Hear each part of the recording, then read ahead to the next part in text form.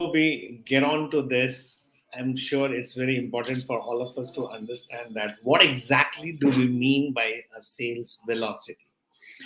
Now, prima facie, it's a term derived from physics, which says that velocity is speed in a predefined direction, right? So, what is velocity? Velocity is speed in a predefined direction. Now, when we are talking about sales, what is the difference between sales speed and sales velocity? Now, am I trying to dig too much into physics for you? No.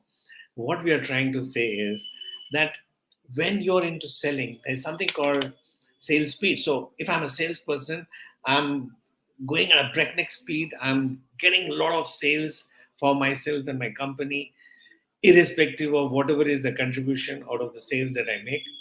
I'm just randomly going around and selling. That could be called sales speed. Now imagine for a moment that if you make a sale of 100 rupees, does every 100 rupees of billing made by you bring the same kind of revenue for your organization? I'm sure the answer is no, isn't it? So what is the contribution to the net profit of your company out of the sales that you make? Now, I could sell a product for 100 rupees. My colleague could sell the same product for 98 rupees, and another colleague could still sell the same product for 105 rupees.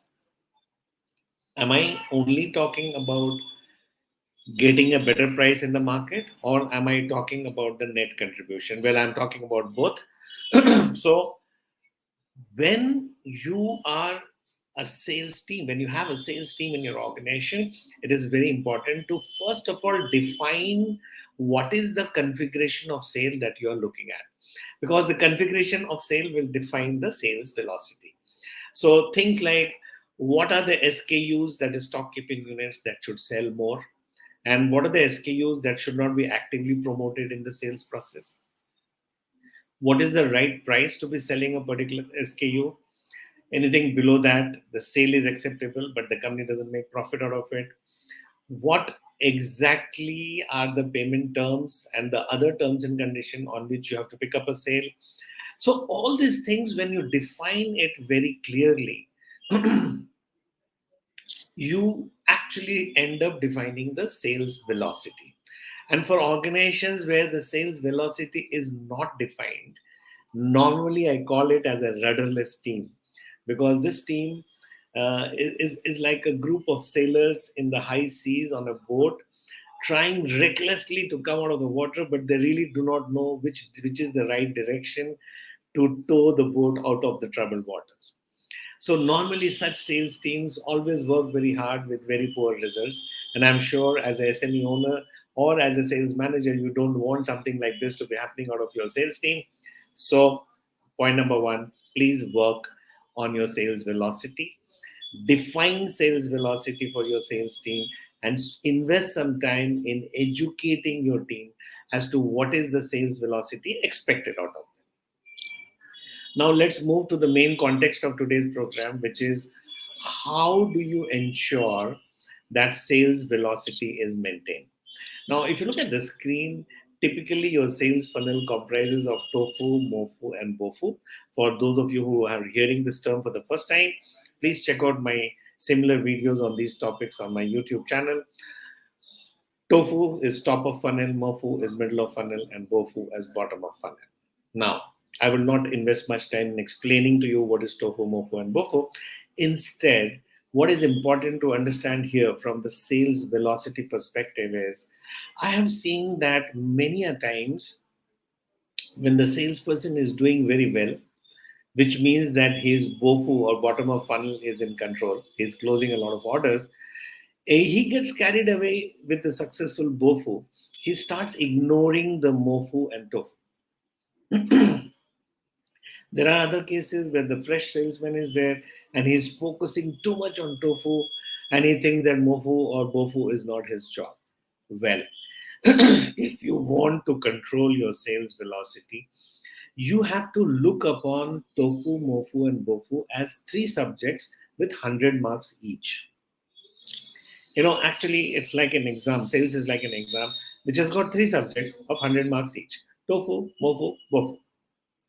Even if you score 100 out of 100 in bofu, but if you score very poorly in tofu and mofu, you will still fail in the exam, isn't it? So, a student of sales who wants to come out with flying colors in sales must ensure that his tofu, mofu, and bofu are fetching equal marks for him. Now, what do I mean by this? Excuse me. I mean that when your bofu is very good, do not ignore mofu and tofu. Or when your tofu is great, do not assume that bofu will happen.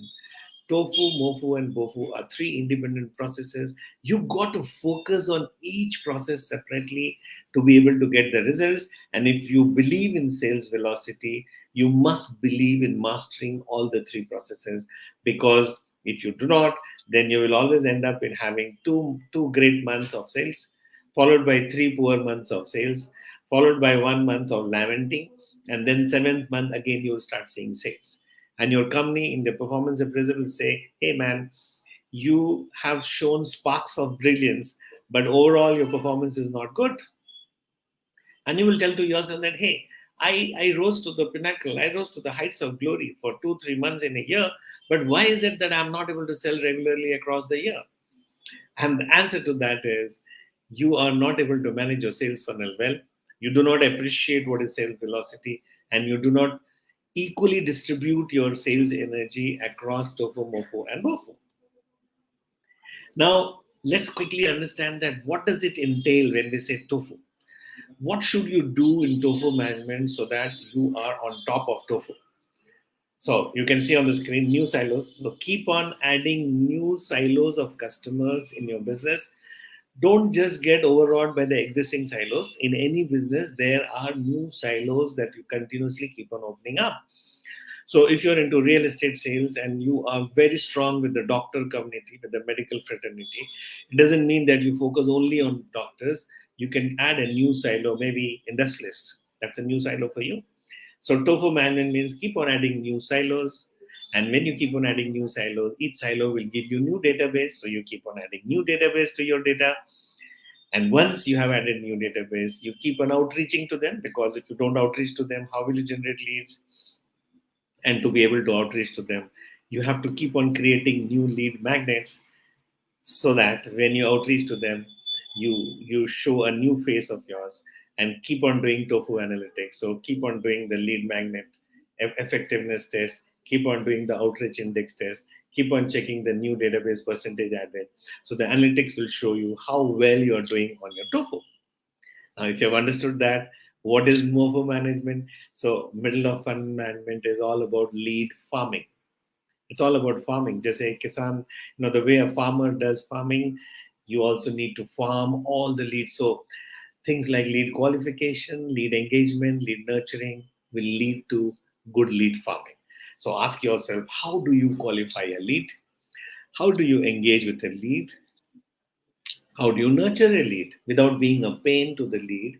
How do you keep in touch with the lead? That's what MOFO management is all about. And then we move on to BOFO management, which of course is a combination of smart closing, negotiation. What are the different schemes and offers that you have to offer? So you always stay on top. So if you look at it, today is a day for, when you talk about any particular day, we talk about BOFU, that is bottom of funnel. When you're talking about tomorrow, which is when you're doing a demand forecasting for next month, next quarter, next year, you're talking of tomorrow, right? So that all comes from middle of funnel management. And future, that is demand forecasting for a bit of extended period. We are talking of tofu. So when you do an effective combination of today, tomorrow, and future in terms of tofu, mofu, and bofu, you arrive at sales velocity. And when you're talking of sales velocity, you actually get the real sense of sales friends. There is an entry level of salespeople who work very hard. Now, I'm not saying that working hard is not important, but then there's a second grade of salesperson who say that, okay, I'll work hard, but I will work with some method in my madness. Okay, I call that salesperson a smart salesperson. There's a Third genre of salespeople who say that I will work hard, I will work smart, but I will also ensure that I'm effective, right? So if you're only smart, you could be efficient, but not effective. So when you want to be an effectively smart salesperson, you have to define sales velocity for yourself, and you have to consciously work towards achieving your sales velocity. There are various metrics which define sales velocity of an organization. Maybe in some other session I'll take that up. So once you have a metric to define your sales velocity, and once you know for sure that you are fully in control of your sales velocity, which is a combination of tofu, mofu, and bofu, I'm sure sales is no longer a magic for you. Sales has now become a process for you.